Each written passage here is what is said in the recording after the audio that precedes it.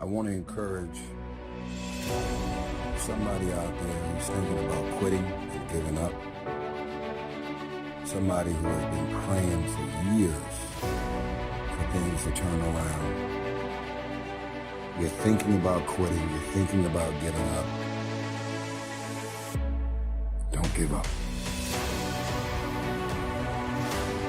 There are some times in life where you fall down. You feel like you don't have the strength to get back up. So it's like one step at a time.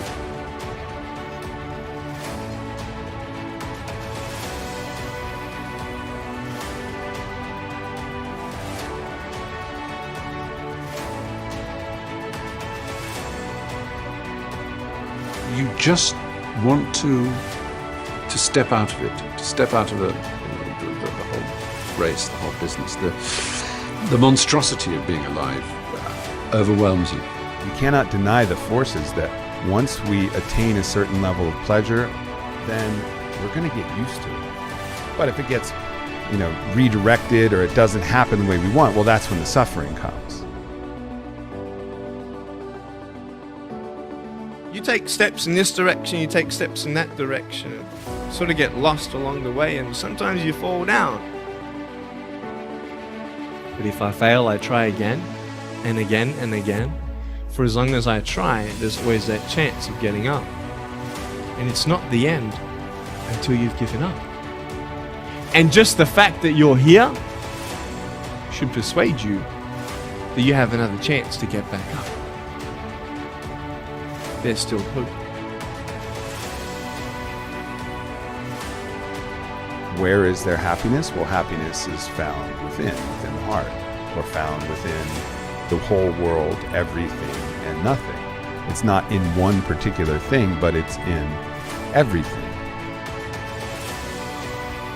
I know how it feels to have a broken heart, and I know how it feels to be alone. But I just want you to know that it's not the end.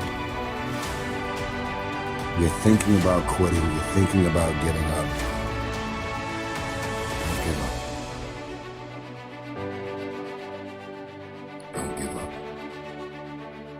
Stay in it. Stay focused.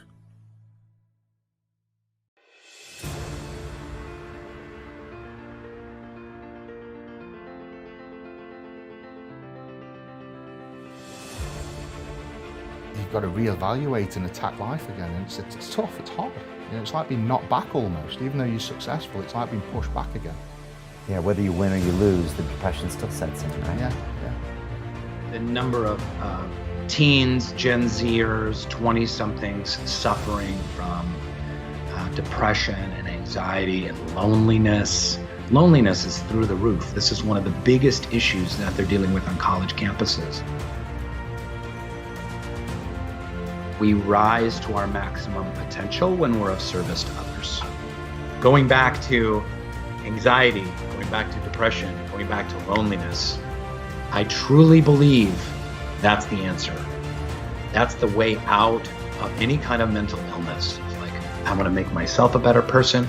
I want to make the world a better place. And everything that I'm doing, I've got these two chariots, and I'm going down this road, or I'm going down this road, or I'm going down both together.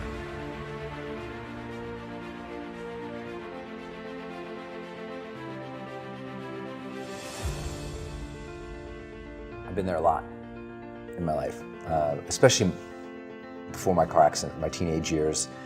Then the first woman I ever loved, we had a big breakup, and that breakup sent me down into depression and suicidal planning.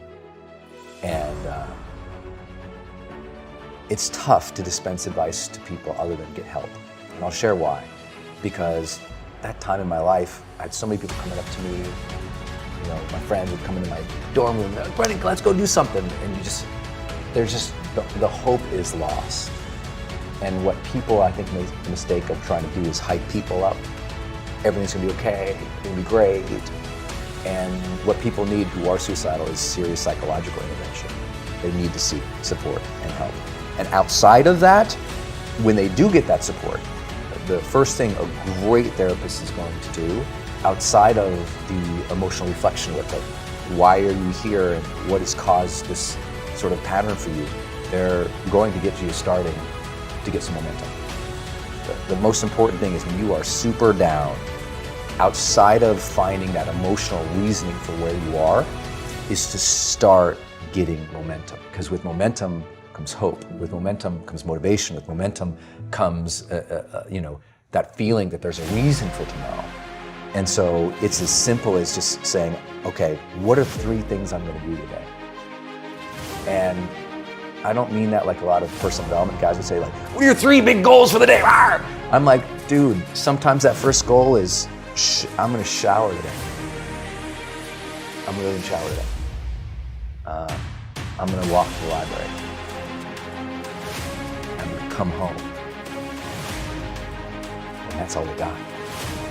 Literally, that's all they got. And you got to honor that struggle when you're in that place. Like, know that where you're at, it is okay that you're there. And now you're going to need help. And now you're going to have to set up some daily practices just every day. Win a little bit. Not like win your dreams, not like crush through goals, not like be a badass, not like, no, it's momentum. Most of the guys I've dealt with in that position who were suicidal, outside of their therapeutic work, I said, the most important thing you can do is win. I don't want to ever be flippant with the advice to people who are dealing with that situation outside of get some help, get some momentum, and be okay if that momentum is really small. Because it will build. Trust that momentum builds, and trust that those gloomy and bad, dark days, trust that those are going to be there. They'll get less and less and less as you learn how to cope, but they're going to be there. And so when they're there, it's one of outside of teaching people to bring the joy in my life, I teach people to honor the struggle. Honor the difficulty. When we honor the struggle instead of hate the struggle, we can really achieve extraordinary things because our mindset's in the right place. As soon as you honor the struggle, you accept that, oh, of course, there should be struggle here. I should honor this process. When you go to the gym to work out, you honor that this is going to be hard, and honor that process of getting better.